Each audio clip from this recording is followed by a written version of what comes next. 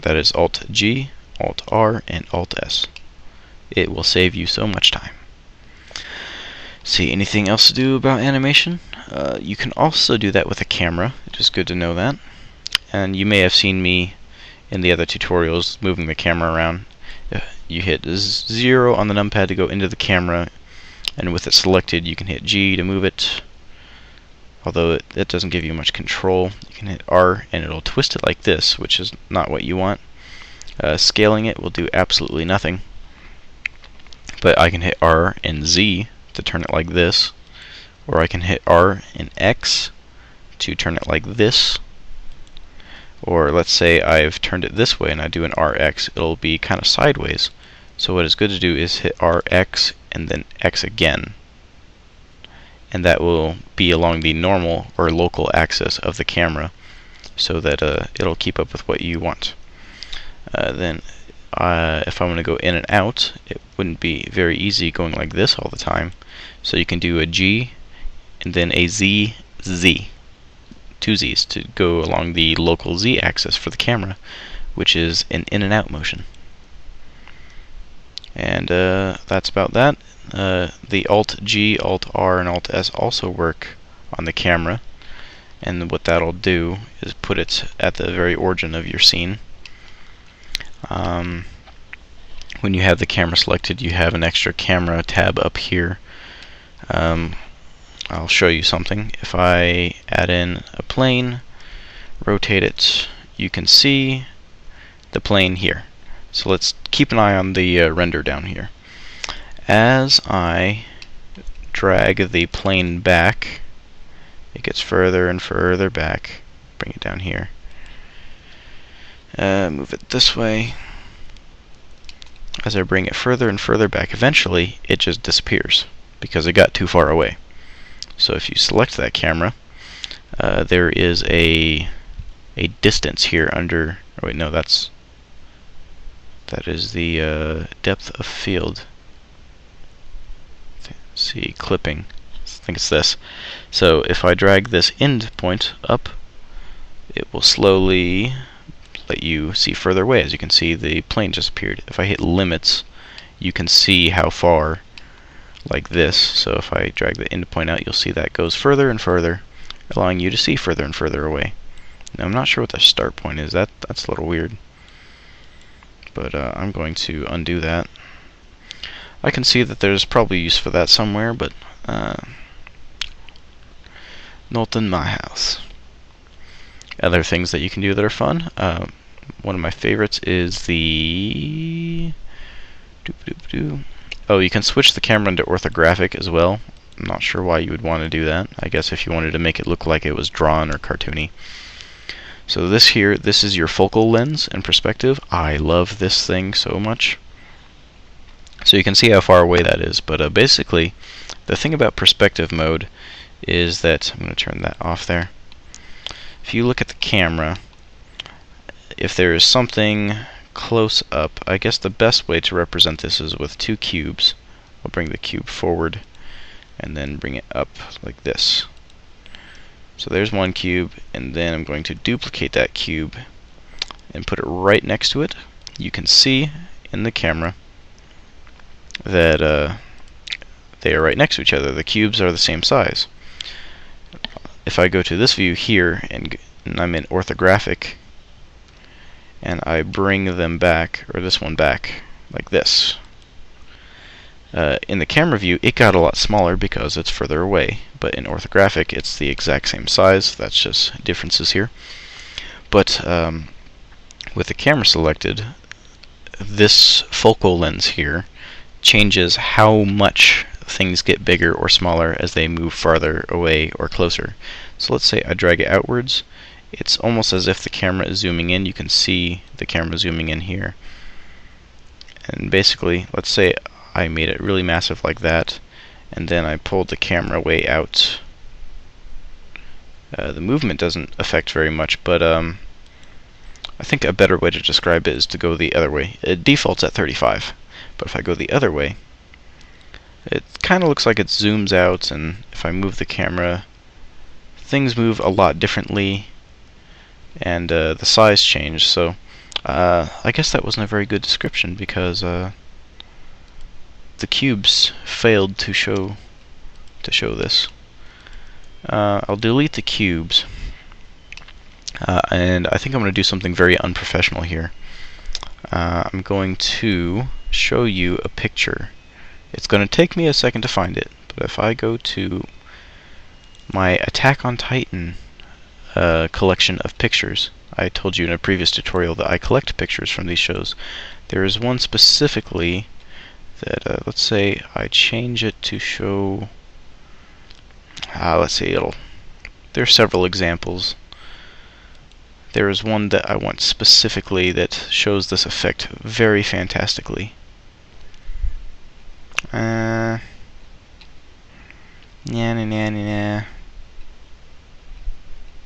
This might take longer than I thought. I'm pretty sure it's at the end though, so I'll start from the bottom. That'll be much quicker. And for people who don't know this show that are squeamish about things, I'm sorry, this show is actually somewhat violent, and by somewhat I mean quite a bit. It is people fighting for their lives against giant human beings that are more like animals. They just act off of instinct, and they're giant, and for some reason they want to eat people, and people are fending for their lives, fighting against them, and they're kind of in an olden age. They don't have like guns all that much. I think they have some old guns, but anyway, the best line of defense that they have is their swords that they use, because the Titans also regenerate limbs if they are cut off, although there is an organ inside their neck that is what controls that. So oftentimes they aim for the neck because that will pretty much render it incapable of moving, or it pretty much kills it. That's like the only way to do that. And so it's taking me longer to find this image than I thought it would, and I apologize for that. Here it is. Check this out. That is not very big, but you can see main character here, Aaron. He is flying on his 3D maneuver gear towards the Colossal Titan, and you can see this weird effect with the city here. It doesn't, like, the angles don't really match up. If I were to point this way, things almost bend a little bit. Things that are big over here get small, and this is a really difficult thing to explain, but basically if you weren't using this focal lens and you had the camera right behind him looking straight forward, you wouldn't be able to see the Titan here because you would see about a quarter up this wall up here. But because the focal lens is so low, it bends things because they get much smaller. The further away they are, they get more small than your eyes would normally see. It kind of bends your field of view, allowing you to see much higher as well. And whereas doing the opposite would bend it the other way, and whatnot. And so that's what this does here. Like, I guess I could try and give you an example here. If I rotated him around and brought him up in the air a little bit, and then I went and made that wall, I can try and show you exactly what I mean. My tutorials get pretty long, don't they?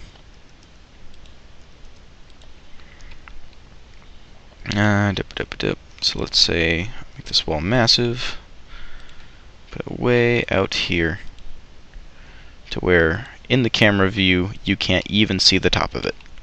And the camera is right behind the character, kind of looking at him. But let's say that the Colossal Titan would be up there. If I were to bring the focal lens back, it zooms out to where I can see both. It's not because the camera was pulled back. In fact, the camera actually stayed in the exact same spot. And so if I take the camera and move it closer behind him, you can now see the entire wall as well as his back, just like that, because the field of view gets bent kind of like this because of yeah. I think I've explained it over and over in many different ways because I feel like I'm not explaining it quite right. You can see that going like this. Now if I put this back down to 35. Anyway, so I believe that is mostly your animation tutorial. I hope that that was pretty informative. Oh, what I didn't do was show you how to render things.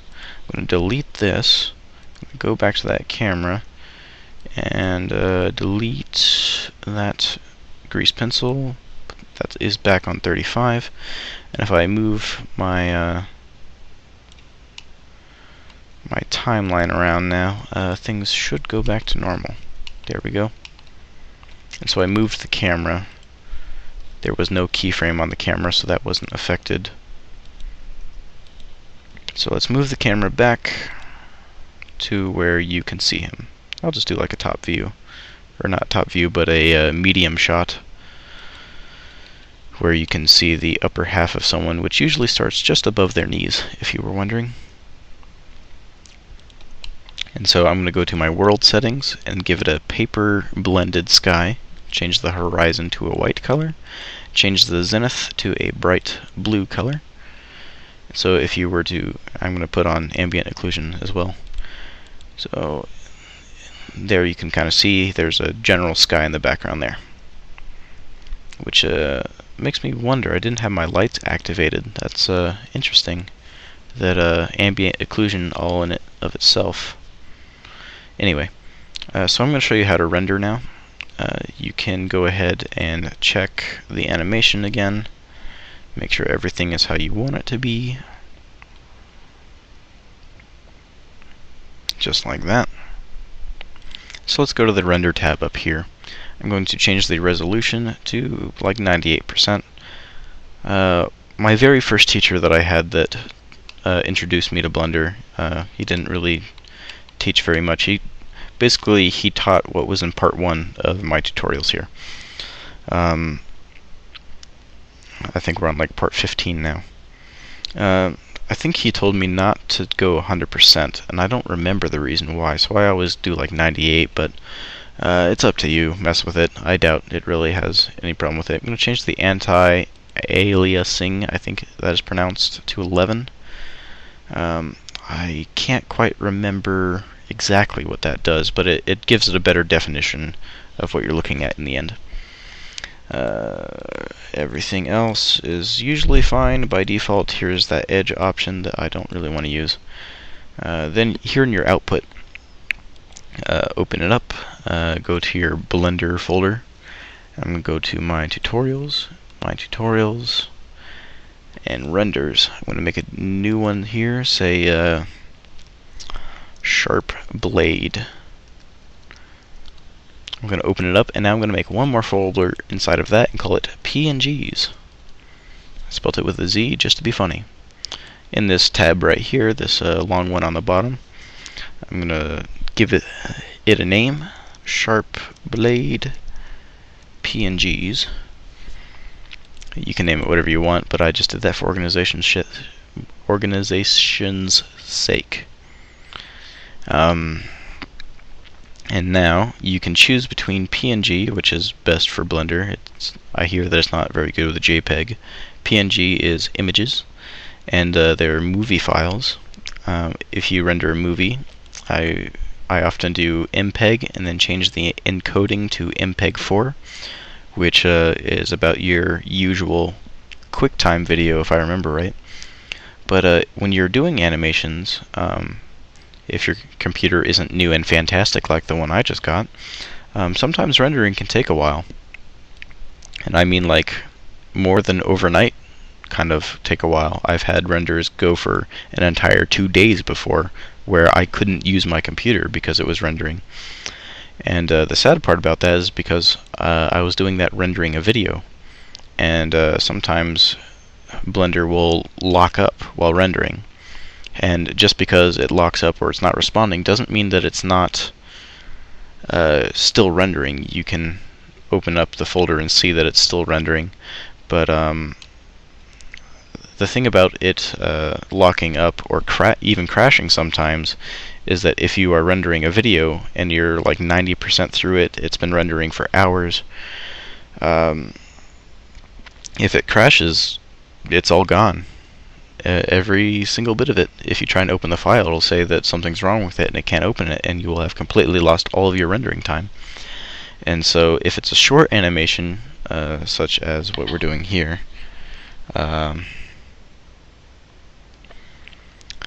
sorry, my dad is texting me. If you're doing a short animation here, which is only 160 frames or so, you can sometimes get away with rendering a video, but I'm going to show you the correct way. You render a PNG like this. Render pictures, and we told it where to go. And then I'm going to go up and hit render animation. And you will see it doing its stuff here. I think if you have your timeline, there it goes. The timeline will soon catch up and tell you what frame you're on. You can see it rendering here. All the little boxes show the current bit of the picture it's rendering. And up here you can see the time it takes to render. My computer is going pretty fast, so this shouldn't take very long. I'm going to take a moment and look at that text.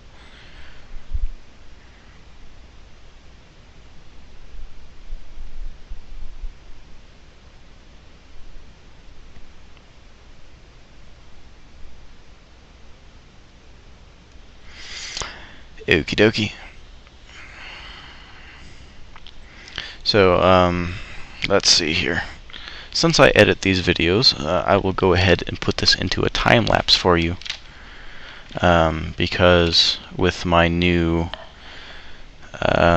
screen recorder, I don't know how to just simply pause it. Oh, that was loud. I'm trying to stand up here. So yeah, I'll put this into a time lapse and stand up for a moment because I have to make sure some doors are locked. So I will be right back.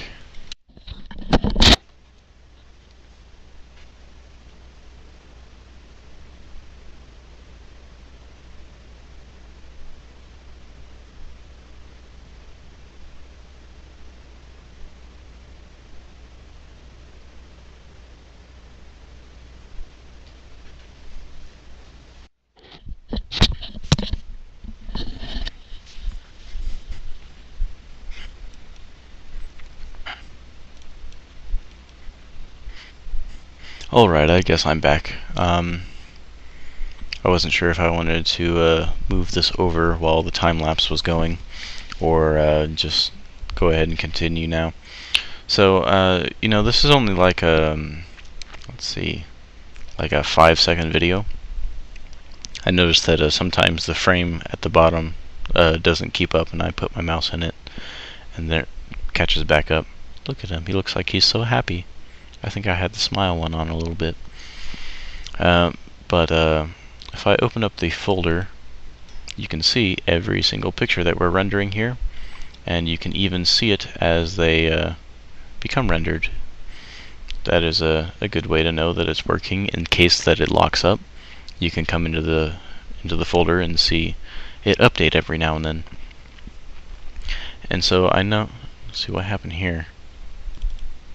Does this one actually look like this? Okay, no, it was just the thumbnail. So what you might be thinking is that it's really strange to render out a video as pictures, and sometimes you have really long animations, and it seems almost mental just to have a folder filled with 8,000 pictures of a video. Now, technically, it kind of is, because each of these pictures are about 500 kilobytes apparently. So I believe that is half a megabyte.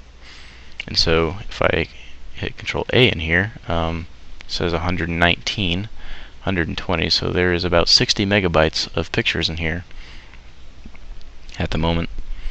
And so in a way, you're right, it is kind of weird to have this many pictures of the same thing, but you don't have to keep them. We will use these to put them into a video in just a minute using Blender, not some sort of alternate video editing program. This is a very good thing to know how to do. And so after you have made the video and rendered it and made sure that it works, you can come back in and delete these if you wish. I know I made an animation, the red versus blue one. It's like 8 minutes long. Let's see, at 24 frames per second. Should I whip out a calculator and entertain you with how long or how many frames that is?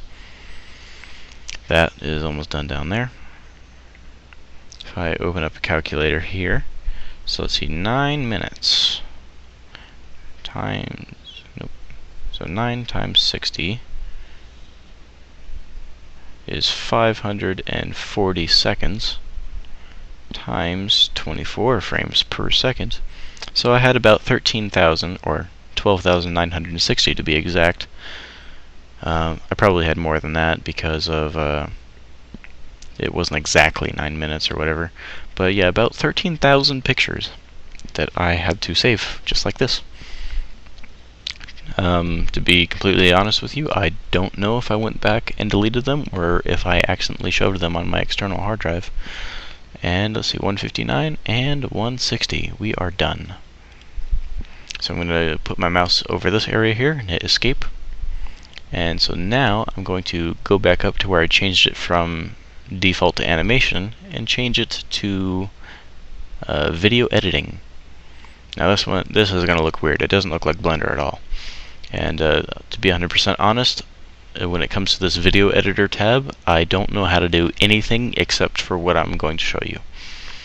I'm going to hit add. Let's see, so under strip, now I'll do add an image. Go to my tutorials, renders. That was storyboard because of lag. I have storyboard. What is this? Oh yeah, I remember that. It's been it's been a few days.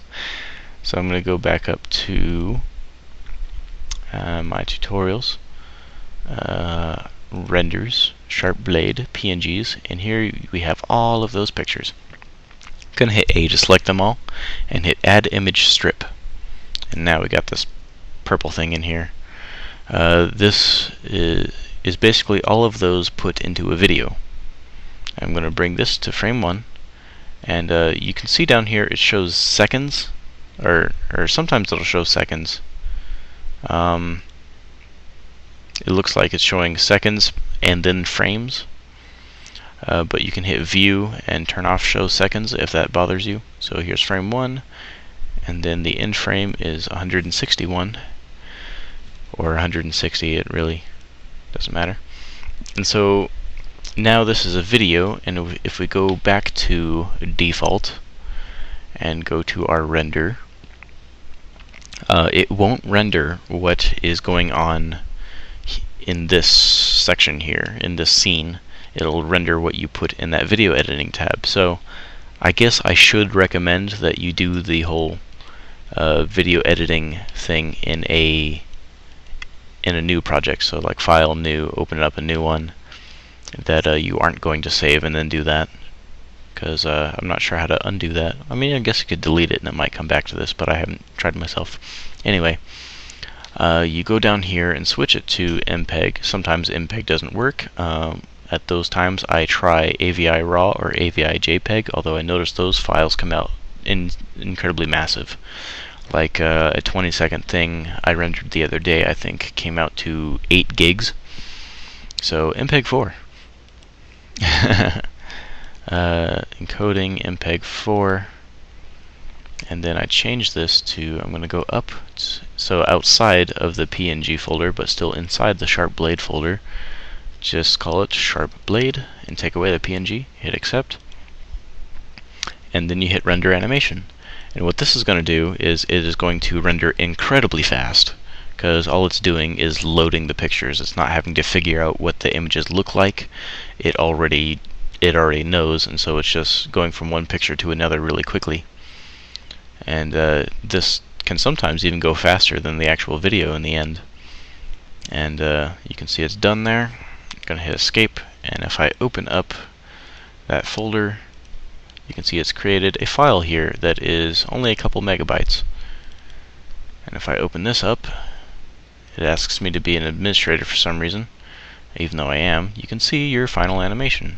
It came out a little slow, although it is not very hard to either change that in the animation or change that in your video editing program.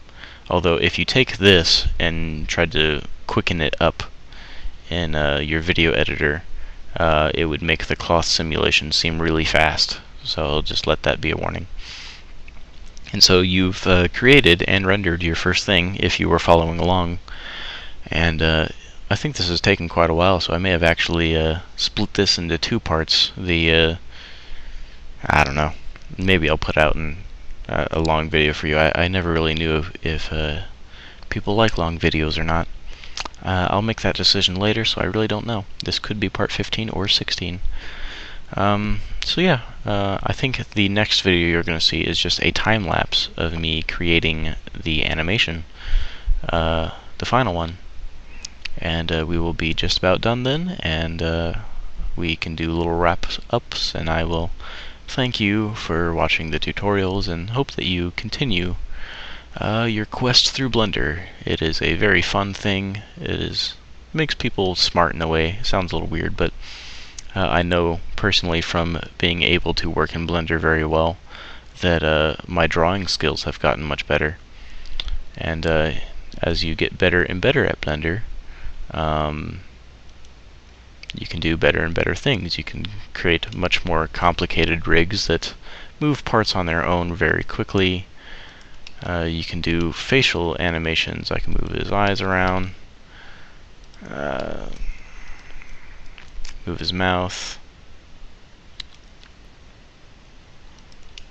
I mean, you can do things very, very quickly and very, very nicely when you know how to do a lot more things. I don't know if I can bring up that action editor. I didn't show you that. To be honest, I'm still new to that myself. And let's say I select everything over here. I had board at desk.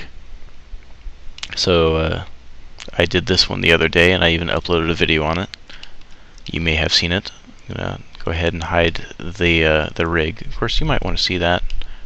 I'll do one with it and then one without it. I had a desk here and a chair that he was sitting in, but I deleted that. And so here is a playthrough with the rig, and then I'll do one without it. The camera wasn't doing much, so basically I think I had his hood down. I don't think the action editor caught onto that. But yeah, you can do some really amazing things as you progress with Blender, and even I feel like I'm not very far off. There's certainly a lot of content and a lot of things to learn about, and I keep saying with Blender, but it doesn't necessarily even have to be with Blender. One problem with some Blender users is that they will learn Blender and they think like this is the best one, and we don't like these other people who use these other programs because they think that they're all that and it's so great and fantastic, and it really isn't. People shouldn't act that way. If people want you to take a look at something in another program, be very open-minded about it. I mean, there is nothing wrong with that, and even I myself have looked into some other programs for learning some things, and it's gone well. Basically we're all in the same boat here, no matter what we're using. And so yeah, I really hope that you progress what you're doing and really create some things that are amazing. I don't know if you want to see a render of him. I had some nice sound effects. Oh man, his hair is whacking out right there. I think I have a collision thing on the hood there, so it's getting stuck. But if I render that image, got some nice textures on the hair. I've been learning how to texture lately. I was explaining to you guys that I was afraid of texturing, and so I've been learning more about it. And so yeah, you can do some really cool stuff. Anyway, I hope you have enjoyed this animation section, and I will show you the time lapse next time, and maybe I'll find a nice little song to put with it. Of course, I'm sure that other people like to listen to their own music, such as on YouTube or anything, so I probably will leave the song out so that you can listen to whatever you want. And so I thank you for tuning in, and I will see you next time.